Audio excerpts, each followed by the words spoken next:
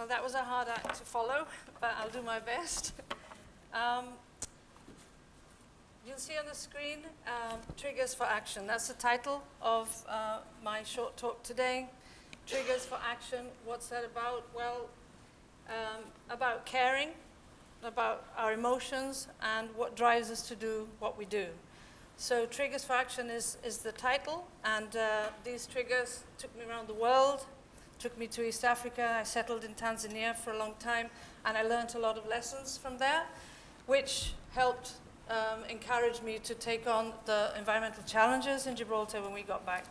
So first, obviously, born in Gibraltar, part of a very large family, close family. Lost our dad very early on, and see there, that's our family.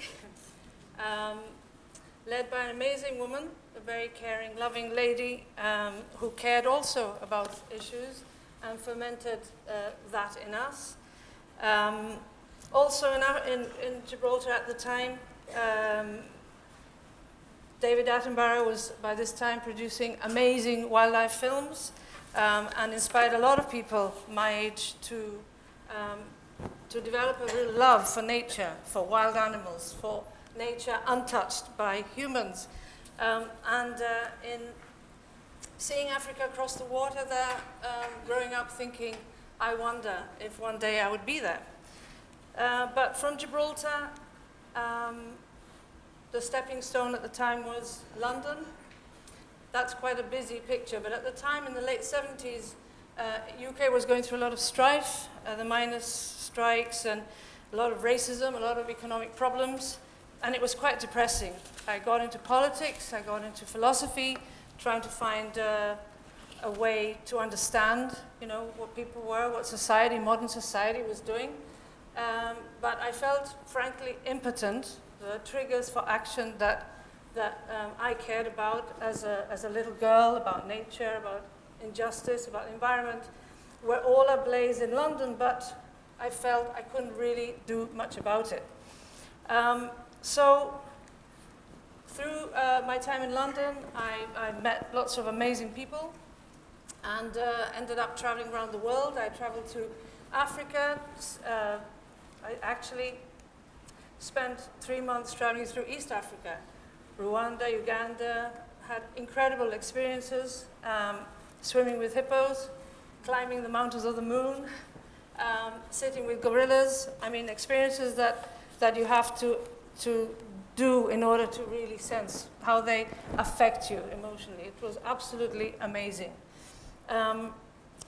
Because of the time I spent there, I met other people and eventually met this incredible guy, a titled wildlife filmmaker called Hugo van Lawick. And I thought it important to mention him because he was, his work has helped protect and conserve the Serengeti, the amazing wildlife that is there, by promoting the wildlife globally. His films are incredible. If you haven't seen them, I urge you to Google him.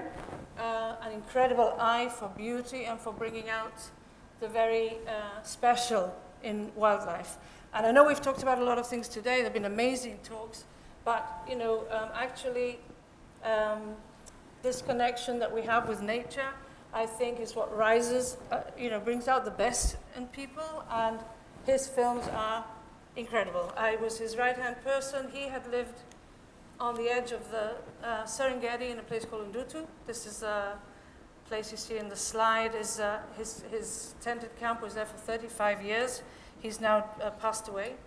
And I lived there for 3 years and ran his camp. We made wildlife films. We did conservation projects. And I was very happy there. Spiritually, I just felt at peace. I was also very amazed by the people that you'd find there, the scientists, the biologists, the Tanzanians. We were working there to protect and conserve this incredible ecosystem. And yes, it was a brilliant, brilliant time of my life. You'll see here the wildebeest migration. That's a phenomenon that if you haven't seen, I really encourage you to try and see this for yourselves once in your lives. Over 1 million animals during the life cycle, and 250,000 of these will calve at the same time, and it's just awesome. You're just really humbled by the way nature can demonstrate that, you know, left to its own balance and instincts, it works perfectly. And I think it really made a very big impression on me on how we are screwing things up as a human race. I just come from Gib with a lot of problems at the time. London, as I said, economically depressed and things not going very well. And then to be amongst so many animals and see this utter rightness about it. It was just magic.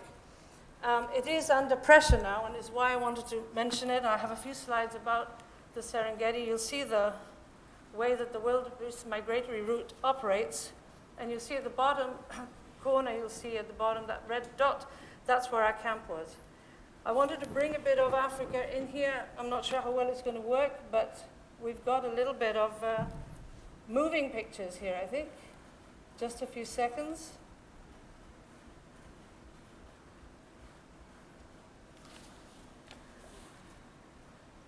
So basically, what is happening, some of you may have heard about the Serengeti Highway. There is a threat at the moment, plans for a proper highway to traverse the entire, cut through the migratory route. There is a petition going on, and I urge you all to please sign it and support it. Without this stable wildebeest migration, which supports all other life in the Serengeti, it supports the lion, the cheetah, hyena, everything lives off this immense fountain of life. I have a slide from, once this is finished, from Jane Goodall, herself a champion of wildlife and conservation. She was Hugo's wife, actually. And in the next slide, you'll see a quote from Jane, and she describes it very eloquently. For me, the Serengeti is one of the 7 wonders in the world. Nowhere else I have felt so strongly the essence of the Africa of my childhood dreams. It's the last intact, fully functioning savanna wilderness ecosystem in the world. And that is exactly what it is. Here you see the red line running through, and that will cut across the northern part of the migratory route. And why is it important? Well, because it is important, because we've lost similar incredible migratory animals in North America, in many parts of the world, and so this is still going on today, and we all, as global citizens, ought to try and protect it. How am I doing for time? Okay. There's another slide here that shows an aerial shot and how incredible this phenomena is. And there you'll see on my Triggers for Action, SaveTheSerengeti.org, that's the website, please, that you can visit.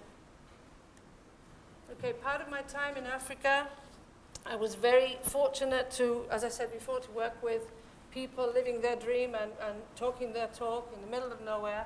This was a vet carrying out an analysis of sick lions. There was some disease going through the Serengeti, and I was in the right place at the right time, and so I was able to give us some assistance, and quite an extraordinary experience. The lion was obviously darted and sleeping, but we had to work fast to make sure it didn't awake while we were there.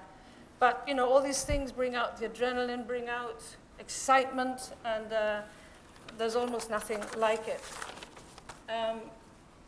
Pictures on this slide are small, I know, and it's just a collection. They're very old photos. I don't have these digitized. This is a long time ago.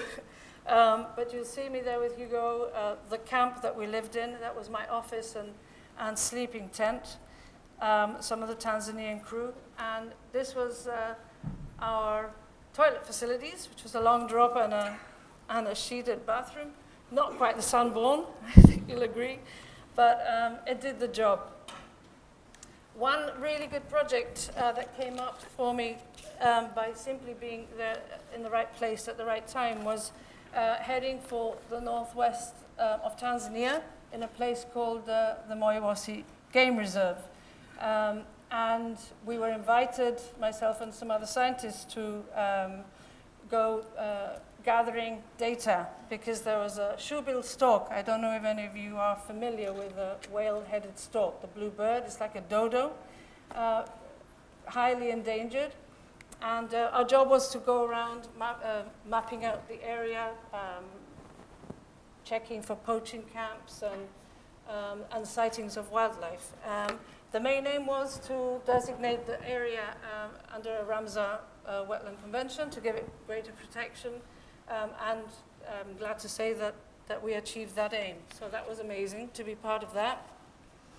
So shortly after all that excitement, I met my husband Jim and started a family. Now, having a family in the bush is more than challenging. It can be quite difficult. I had malaria and recovered before I had children, but my second child was very susceptible to malaria, and the second time we had to rush off to Nairobi Hospital. We decided that was enough adventure, and that we owed it to the kids to come back to Europe, you know, be near family again, and with the hope that we would return, because both Jim and I have a deep passion for the wilderness area that we experienced in Africa. So we said goodbye to our Tanzanian family there, and then headed back to Gibraltar. And yes, they're all very negative pictures, but that's because a lot of the time that's what has been happening. And it was great to be amongst family. I mean, Gibraltar is beautiful. I think we all know how beautiful it is, the rock, the marine environment. It is a jewel in the Med, but let's not, you know, putting that to one side, the environmental problems that were prevalent when we came back in 1999 was quite horrific. You talk about traffic, you talk about the refinery. The refinery was an absolute monster in those days. And, but we had shipping issues, we had our own power station issues, and lots of issues. People were sort of not really taking this up. And of course, I come from a pristine environment, and I was more susceptible or sensitive, but also with young children. So it was actually the nuclear submarine that spurred a movement, a social movement, to tackle these issues. But I think am I running out of time? Am I running out of time? No, okay. Just the counter is a bit distracting there. Sorry. 1 minute, okay. Right, I better shoot through that. So, okay, so lots of environmental problems, and the nuclear submarine, tireless, you know, pulled people together, and out of that really came the desire. And sorry, because that I should have done. You see here, the bottom right-hand photograph you'll see is the tireless protest that the community got behind, out of which came a group of people, small group of people that are still active today, and part of the ESG, taking on lots of environmental issues in a voluntary capacity, I might add. And we have done a lot of work. And we've done it with a belief that these things can be tackled and should be tackled. And that has involved, when you look at the refinery, it's involved cross-border campaigns, going to Brussels, and always with the belief that change is possible, always with the belief that you care about these things and you have to act on them.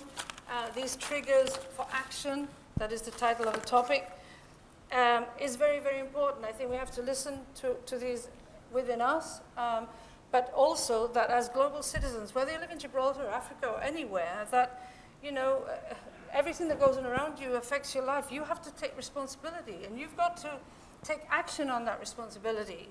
And I think that's why, you know, the time in Africa sort of solidified my sense of purpose, that, you know, if you believe passionately about things, you've got to find ways to find solutions. I've been described as a pathological optimist by a close friend, and I take that as a compliment, actually, because I think, you know, often people think, oh, what's the point? You know, what's the point of doing anything? Well, there's a hell of a point, because actually you can achieve change, and people can achieve change. And if you see with the cleanups, with the Brussels trip, with cross-border protests. You know, there's a lot that people power can do. This was a... I'm very sorry, Janet. I'm very, very, very sorry. Thank you very much. Obviously, a lot that you wish to share with us, and we really appreciate your time. Thank you very much.